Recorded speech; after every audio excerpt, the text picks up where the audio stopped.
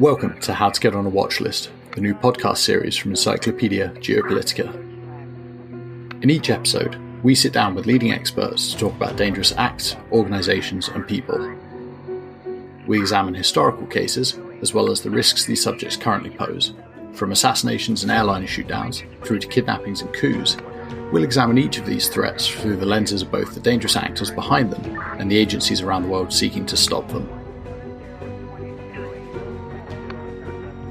In the interest of operational security, certain tactical details will be omitted from these discussions. However, the cases and threats which we discuss here are very real.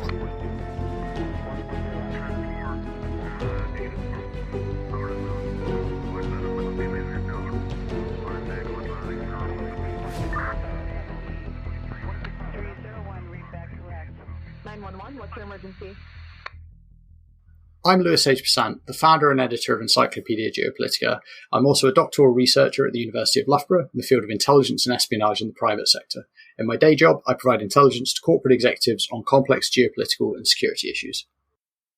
So today we're going to be discussing a rather gruesome topic, which is how to kill a journalist. And our guest today is Dr. Mark Grant.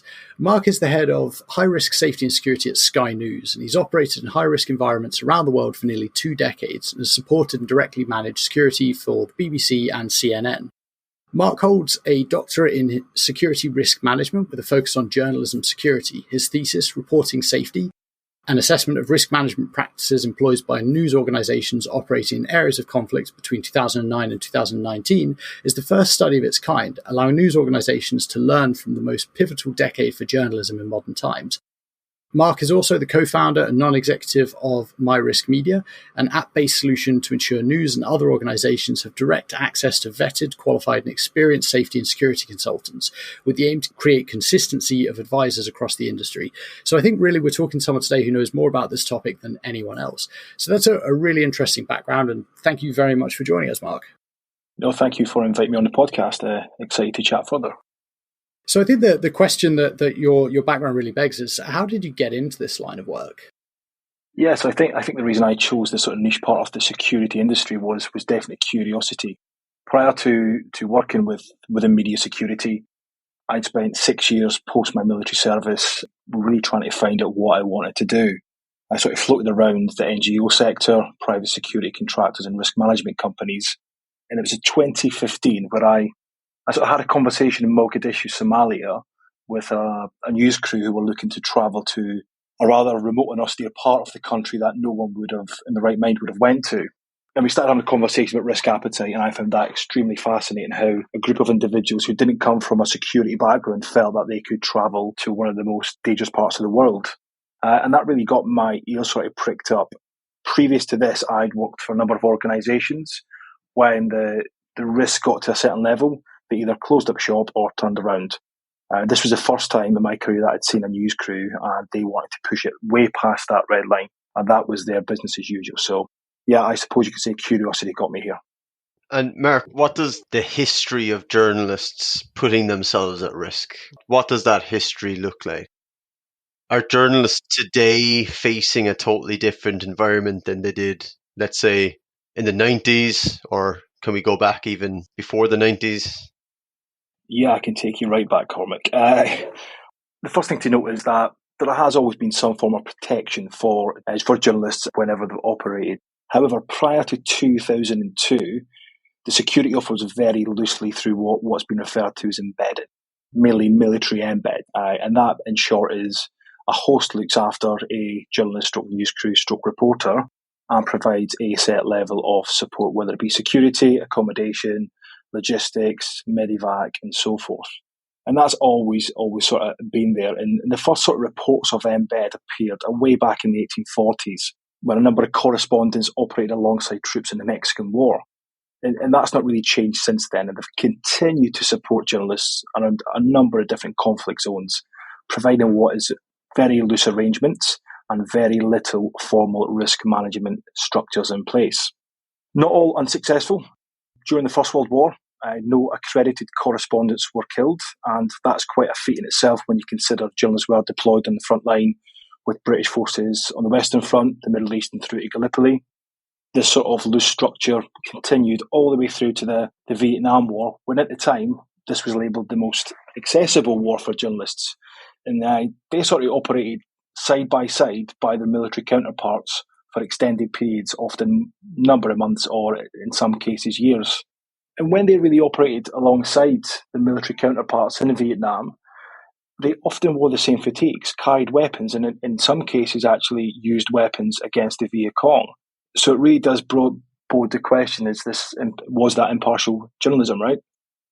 Post-Vietnam, the US government really tried to curtail the access of journalists, and this was labelled the Vietnam Syndrome, in order to create future sort of influence across future wars. And this never just stopped with the US. If you look back to the Falklands War, it was the first sort of large-scale accredited war that journalists had to be on certain lists in order to get access to cover that conflict. So previous journalists who had maybe covered previous conflicts were not on the list because they may have, again, pissed the wrong person in government off. This continued through the Gulf War in Saudi Arabia in the build-up. A lot of journalists who were accredited were kept there and drip-fed information in order to influence public perception of the war. Again, this element of control, which was sort of embedded with the protection element for journalists there. And this sort of continued all the way through to Iraq. And this was quite a pivotal moment because this was the first time a formal structure was put around the security for journalists.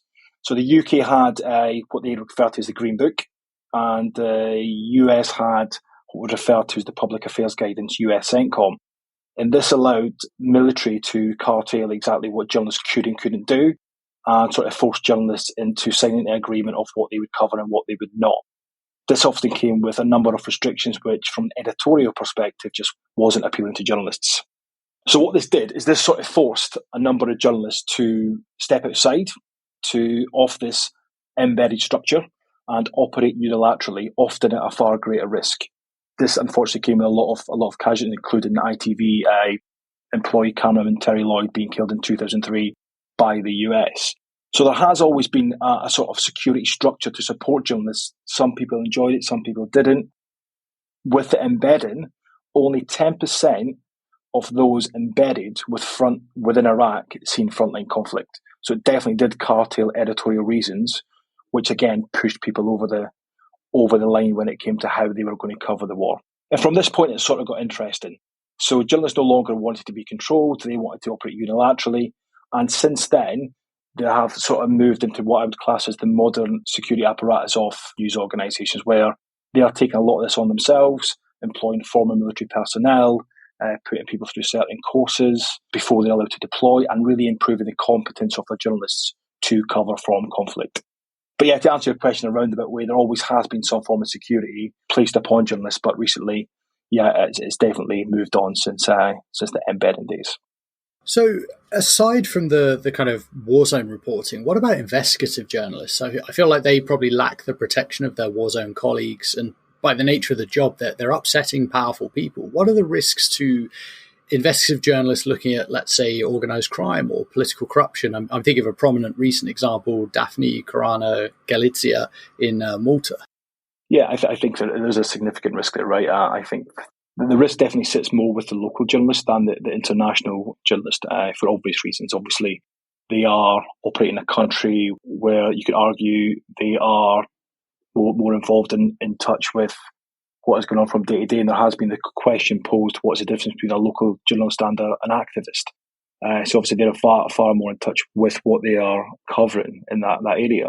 It's very hard to manage that. I think what I would do in that case is, prior to that individual actually covering an investigation, there has to be a lot of risk management done in this case. So you would look at what they're covering, what the risks to that individual are, what actual measures are around that individual to limit their exposure, and just set off from the right foot forward. I think technology has definitely not helped us. Got a lot of journalists who do everything on their mobile phone these days, right? And social security, information sharing, people being hacked. We've seen it with the Pegasus software. It's very, very easy for the information which you think is secure to get into the wrong hands. So there is a lot of risk when you are looking at investigations. There are measures you can take. Again, training. I always say it, training, right? You can sit down with a journalist, ask them how they're going to manage their sources, how they're going to manage themselves, what they're going to look for. Proactively, as part of our team, we can have things in place. So if there are physical risks detected, we can move them from the current location. We can put surveillance measures in place if need be, just to provide that additional level of support. And obviously there's a number of cyber teams out there who can support and do proactive monitoring of our staff if they so feel they need that, to make sure if there are any direct threats, whether it be from governments and other sources, we can hopefully get on top of that and stay on top of that and have triggers in place where if we feel the investigation is moving to a point where there's a significant staff threat or individual threat, we can put measures to move out there. But it is a growing problem. Technology certainly has advanced the risks to those who are covering investigations, especially anti-corruption investigations against their home countries. And generally, Mark, across the board with journalists, across this series that we've been recording, How to Get on a Watchlist, we're often talking about the victims or the assets that are intentionally targeted by the threat actors. But with journalists, what's the mix between journalists being targeted, let's say, because they're seen as valuable targets? So threat actors seeking them out, maybe to kidnap them or to do them harm, to use them as propaganda tools, for example. What's the mix of that versus journalists just getting caught up in the mix of high risk? Yeah, so I think it's a bit of both. I think there has been a pivotal switch in journalists being targeted. If you look back to the late 90s, I'm sure everyone can remember the interview with CNN and Osama bin Laden after he tried to file the Twin Towers. I think the interview was in the late 90s. But the fact they had the access with a terrorist group who were trying to kill a number of Americans demonstrates that actually back in the day, outside of one or two outlier cases, journalists were given an element of protection. I think you could argue that was brought around by the need of the journalist at that time. So back then there was no social media. You could argue terrorist groups maybe needed media to allow them to get their side of the story across as a recruitment tool in times and just share their message with the world. So I think there was some element of protection there. The fact that back in the day, even in conflict zones, journalists having a blue vest with press written on it and the press pass, you'd argue that they were sort of not targeted by either side. I think that sort of has changed in the sort of mid to sort of 2011, 2012, especially with the rise of ISIS and other threat actors. We've seen it with James Foley, John Cantil, and other journalists who were actively targeted because they were journalists. I feel they were sort of targeted because ultimately journalists will obviously report more on their own being targeted than they will for, say, an NGO. If you look at David Haynes, there's far more coverage on journalists who were targeted rather than other NGOs and other networks. So it does breed to that understanding where, you know, they will get more attention, more media presence. The fact that they're no longer needed to, again, get the message across because a lot of the recruitment campaigns, their own videos are being done and the messages are put around social media. There's no need to have the journalist, as previously used, to help share that propaganda message. It's all done in-house with these organisations. So there has been a massive pivotal switch in the last sort of 10 years. And to put it into context, direct targeting of journalists actually reduced the coverage of ISIS, especially the rise of ISIS. I can't remember who said it, but they're like, we can deal with the bombs and bullets, but we can't deal with the risk of our staff being kidnapped. And I think that is a true statement where, you know, there's something very inherently visceral about people being kidnapped and the risk that posing with the higher risk cases we've seen, sort of 2013, 14 and 15, definitely helps cement that.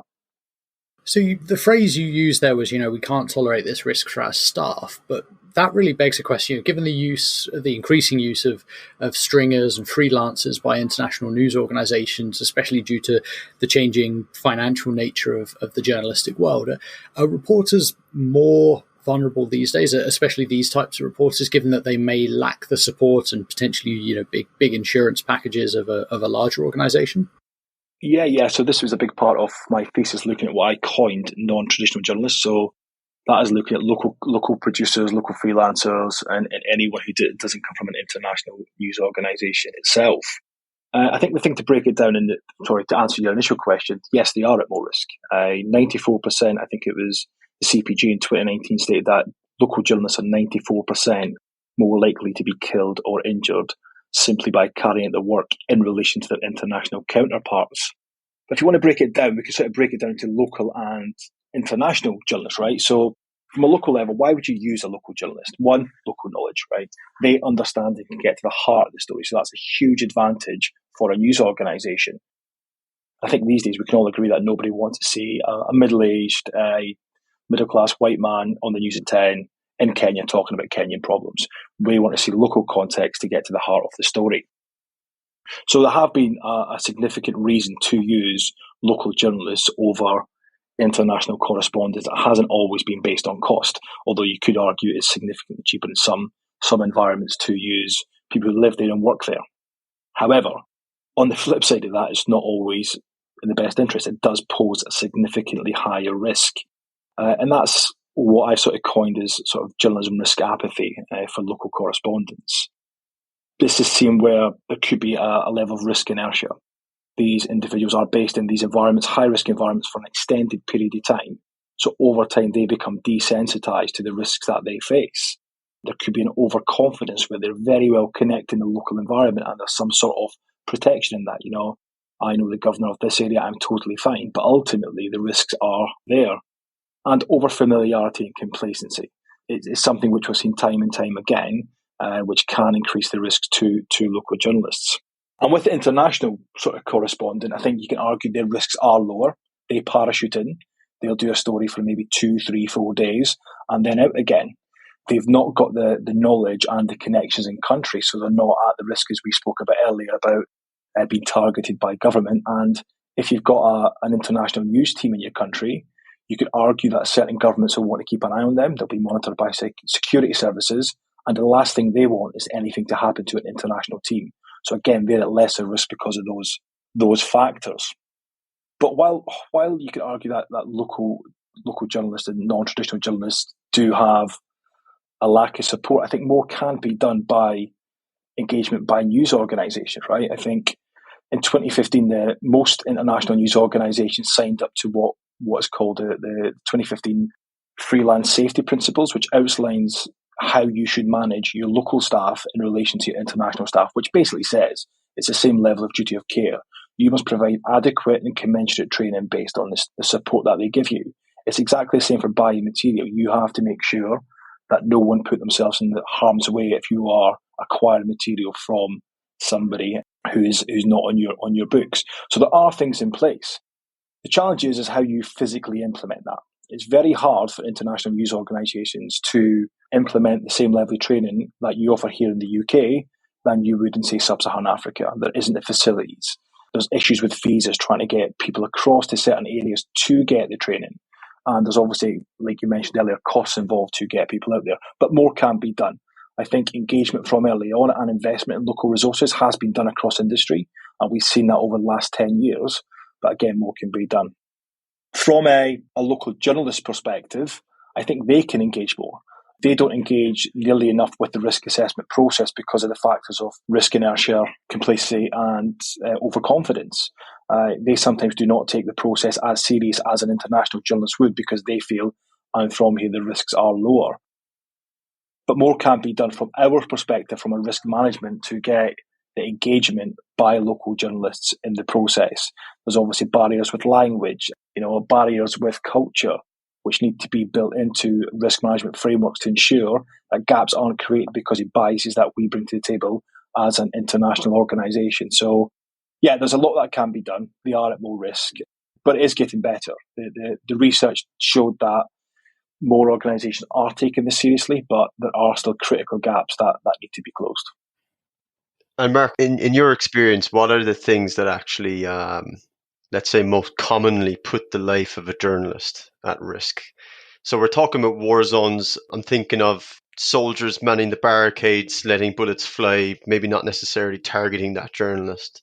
But I'm also thinking political risk, journalists getting kidnapped, getting executed while being in captivity. I'm also thinking of just accidents that can happen in war zones, like road traffic accidents, the sheer chaos that they'll be surrounded by. What's the thing, if you can name one or two things that are most responsible for putting their lives at risk? I think you hit the nail on the head there, Cormac, when you mentioned about road traffic accidents. That kills more journalists than anything else across the world. And if you're asked the two things which cause more deaths, I would say complacency, not through any fault of their own, but because you're operating these environments for long periods of time. It's difficult. It can be very, very challenging. And the second thing I would say that what I've coined is a competitive risk pendulum, where certain organisations will decide what their own risk tolerances are based on their own internal processes, but those may change based on their competitors' actions. So while this cannot necessarily be stopped, I think acknowledging it. So for example, you may have a team who's moved up to a point and went, okay, we are comfortable that we can gather from here safely, we can do the story. We're not comfortable that if we move forward off this point, that we will be able to do it and assure the risk and the safety of our teams. All of a sudden, two other news organisations who may decide, you know what, I can do that. We can move forward. They move forward, and all of a sudden, news organisation A and B say, they've done it, we can do it. Now, while I'm not saying that is right or wrong, I think acknowledging why you're doing that, understanding the risk and what mitigations you have in place, and taking that beat would potentially save lives. We've seen that in Mosul, we've seen it in Syria. I'm sure it's been happening across Ukraine as well. So I do think complacency within news crews who have operated in environments for a long time is a big risk. And I think I say the competitive risk pendulum, where risk appetite and tolerance changes based on competitors' actions. So I think you've laid out an environment there where there's clearly a lot of danger and a lot of need to protect journalists. So after the break, we'll talk some more about that, about how we keep journalists safe while engaged in these kind of high-risk activities.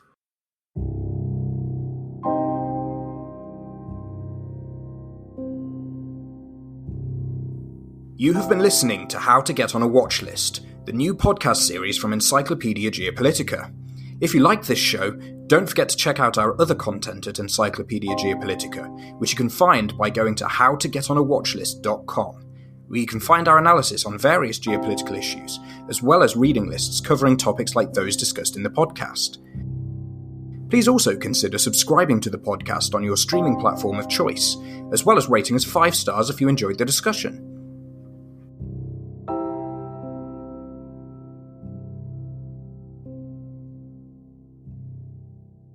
So in this part of the show, we're going to discuss how to keep journalists safe from these kind of risks. So the obvious question is, how do you keep journalists safe, especially in war zones? How do you go about negotiating access to a war zone for a journalist? Or perhaps how do you negotiate talking to an extremist group without putting yourself at risk?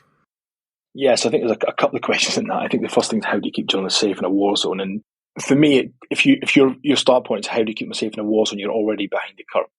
What we do is we try to make sure as soon as we bring someone on board that we start from that point forward training them and making sure they are competent to operate in that environment.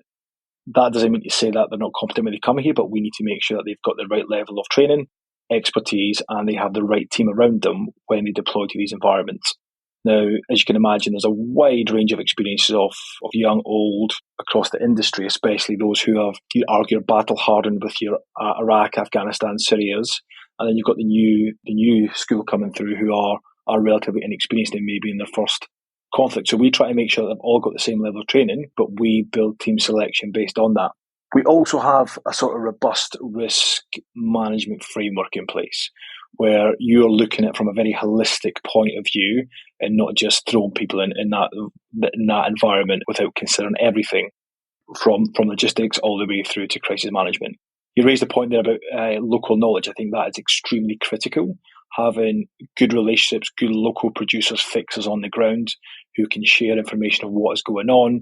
You've always got that sort of pulse to the ground where allows me and my team to make better informed decisions when deploying teams to these environments. I suppose the next thing past sort of training and initial deployment is what we can give journalists to keep themselves safe. The first thing is obviously, not the first thing, it should be the last thing actually, is PPE. So we make sure they're equipped well based on their environment. So we have different levels of ballistic vests depending on what the threats are. So for example, in Ukraine, we would probably issue level 4, but for some South American countries, it may be level 3. So we base the PPE around the task itself and make sure that they're well kitted out based on the current threats that they may face. The other saying is communication, right? If you cannot communicate in a crisis, you cannot do anything. So there has to be redundancy in that. We can train a journalist the best way they can, but if they can't communicate and share what they're doing and pass information back to the team, then it becomes completely irrelevant. So we give multiple forms of communication, the ability to raise alarms, to communicate with us, maybe no GSM, 3, 4, 5G coverage, to make sure they're well equipped. The other thing we do is look at the task itself. If we feel there's maybe a case where it's a kinetic environment, the team are going to be extremely focused in on what their task is. Each team member, say the camera operator's looking down the lens, the producer's getting the story squared away, the correspondent is practicing lines. We will often send a security advisor with that team. And that's for a number of reasons. One, situational awareness. We need someone looking out when they're looking in. The second thing is because of the threat level, and someone who may be there just to help manage logistics, understand the dynamics of a conflict based on their experiences, and just provide that extra set of eyes and ears who can focus on what is going around them rather than the actual editorial side of the task. But something which is is overlooked a lot in media security is the medical aspect. I'd say more often than not, I will deploy a security advisor with the team simply to act as a team medic to allow the team to push forward and be in remote areas. One of the most challenging tasks I've had in the last few years is strangely operating in Madagascar, which sounds absolutely lovely, but we were in the remote parts and there was no medical support for up to, I think it was 24 hours if anything went wrong. So we have to go on and provide that support in remote areas when deployed. The other thing to note as well is when on the ground, absolutely fantastic. Even if nothing goes wrong, there should be a closed down process to get lessons learned from news organisations, news crews on the ground rather. It could be something simple like issues with vehicles, with drivers, with fixers. And if we're not gathering that information and sharing it back in the risk management cycle at the end, you could argue we're not doing our job effectively. So the retention of knowledge, the sharing of information, and gathering lessons learned from the most benign tasks will help inform and keep journalists safe on future tasks. And what role do those journalists play in feeding the intelligence that you use to protect them, right? So I guess unlike many other disciplines, the person you're trying to protect is often the best intelligence source. So do you have a very preemptive way of going into, before sending a journalist into high risk, and while they're there, are they actively playing a part of some kind of intelligence cycle that the corporate security team is then putting into place?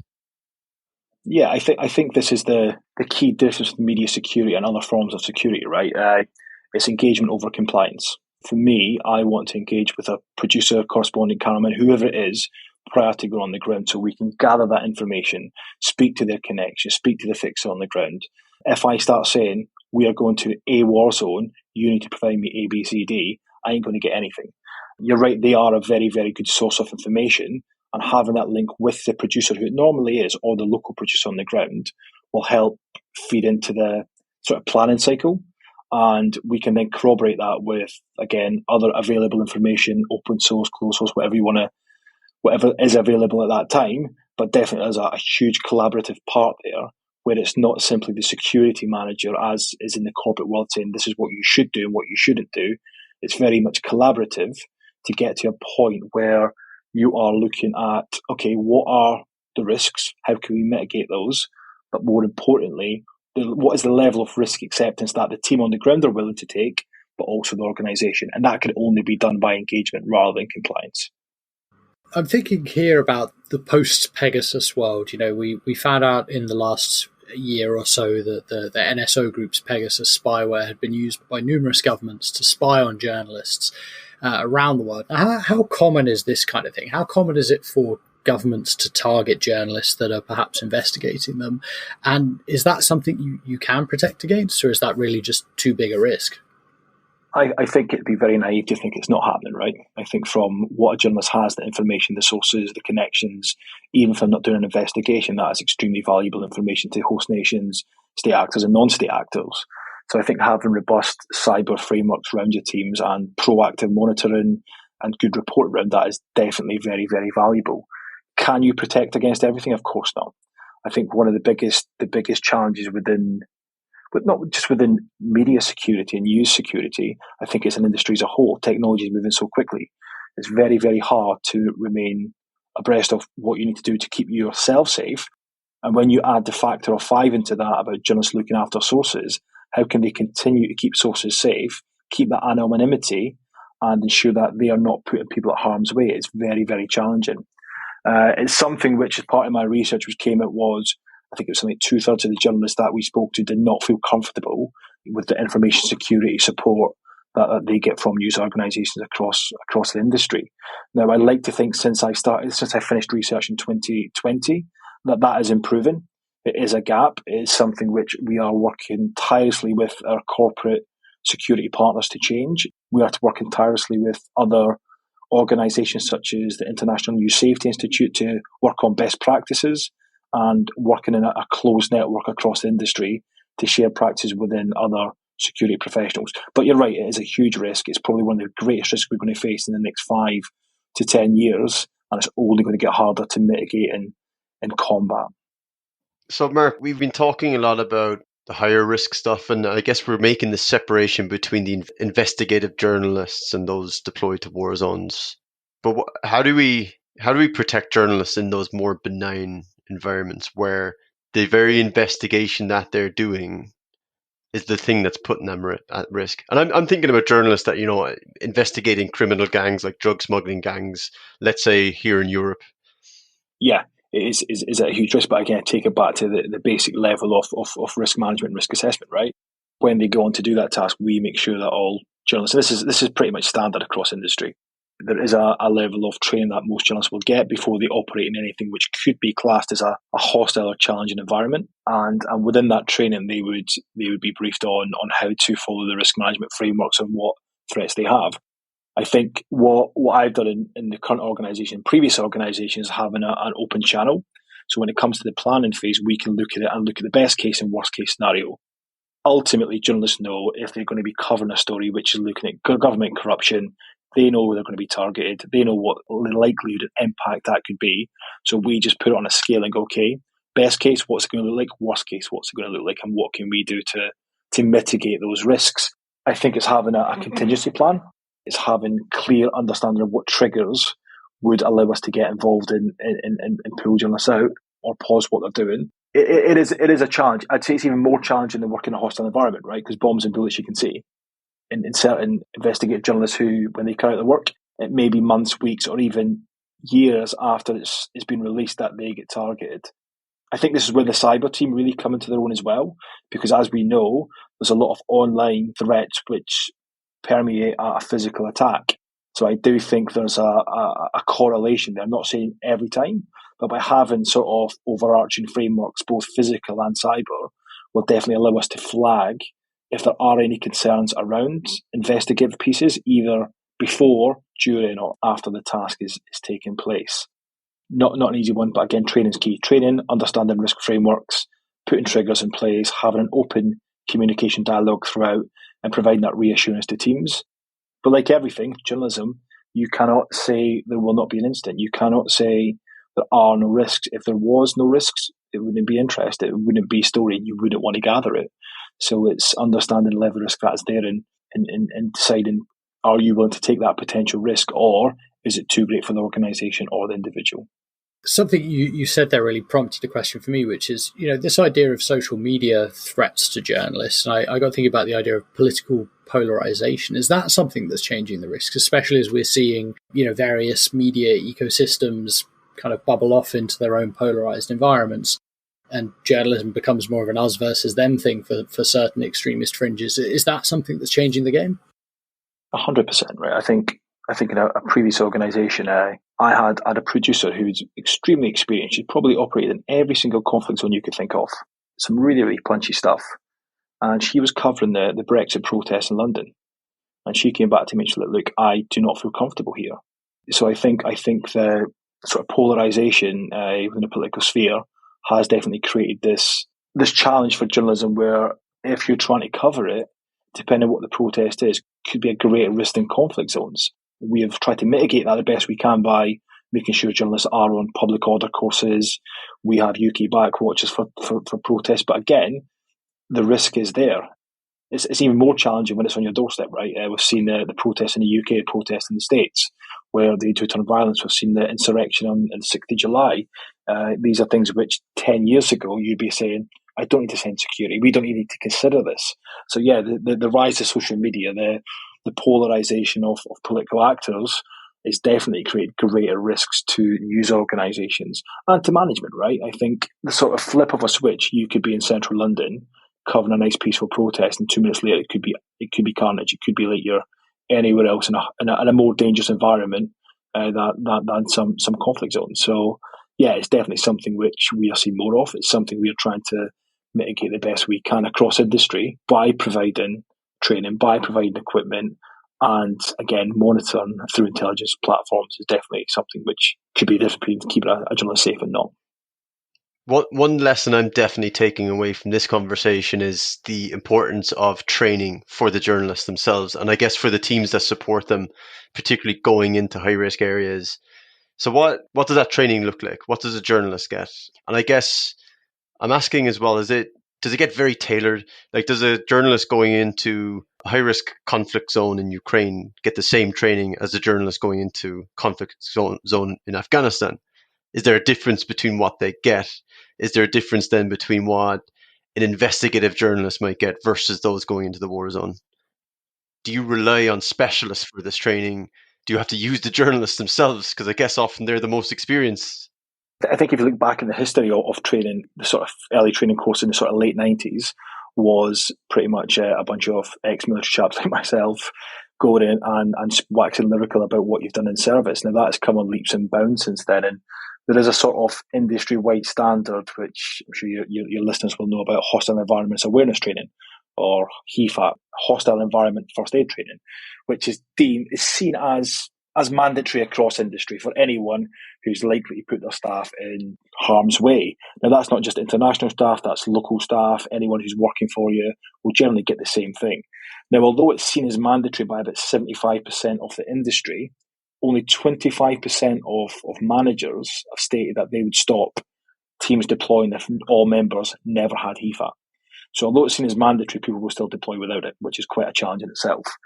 Regarding the types of training, the HEFAT course is a 5-day course, not 4 or 5 days, and it's a very broad brush. That is to ensure that journalists are competent to a level where they can operate in these zones. Now, you'd be very naive to think that as soon as you've done that course, you can jump on a plane and go to Donbass and be in Bakhmut and covering that without additional support. And that is why we try to manage the experience level of teams with that training as well. So we never send 4 people straight off the bat without any experience in covering that. So I think that supplements the training. Regarding specialist training, I think Ukraine's a prime example. And speaking to my peers across industry, I would say most news organisations have put in place additional trainings to support this conflict. So if you were to ask me 3 years ago, was I really concerned about the Russian weaponry and the distance of a Grad rocket system? I'd be not interested in me. We're in Iraq, we're in Afghanistan, Syria, that's my concern. Because that's changed, we've had to put supplementary training on to advise and provide that level of competence to teams who are deploying.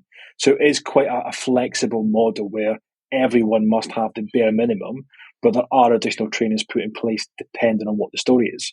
And you can take it away from conflict zones, right? You can take it away and look at things like wildfires. You could argue that's a significant risk to news teams. And that happens in the States. It's happened in Europe this year. Making sure journalists are aware of how to cover that in the safest possible way. Investigations, if you're doing secret filming. I ask any listeners to put a camera on someone and try and watch them walk around the room when they're trying to secret film. It's very difficult. So a lot of training needs to happen with that as well. So they do not look out of place if they are in a marketplace somewhere and trying to record. So a lot of individual training which is bespoke to the task.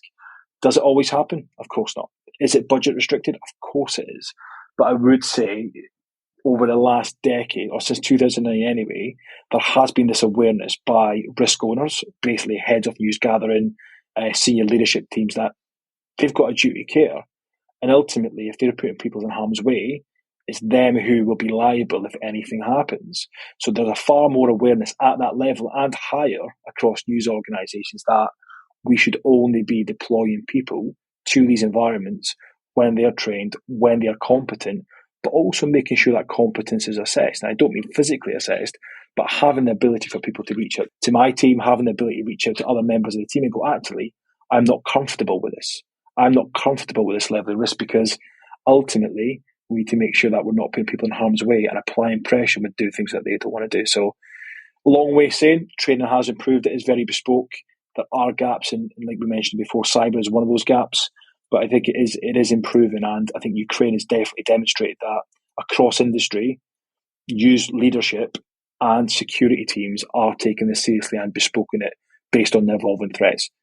And that brings us on really nicely to the final question from me, which is, there's a lot of risk out there. It's clearly a very, very dangerous environment. What keeps someone like you up at night when you think about the threats to journalists? I think for me, I touched on it earlier, which is the competitive risk pendulum. I think is individuals back sitting in London, managing risk, building risk frameworks. We can put things in place to understand the tolerance of a particular news crew, and obviously that changes from news crew to news crew. We can put frameworks and mitigation in place to protect that team based on the existing threats. We can have triggers in place and say, okay, we're comfortable with this. But the realities are, if competitors do switch their risk appetite, the story is there, the appetite is there, then whatever we put in place may not be enough.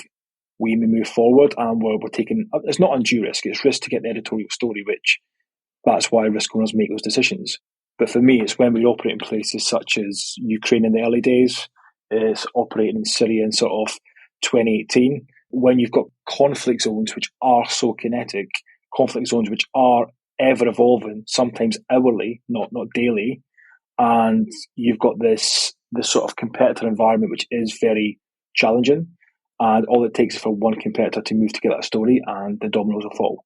So that's what keeps me awake at night, is I can do whatever I can, but ultimately it's a journalism and there's always an element of risk.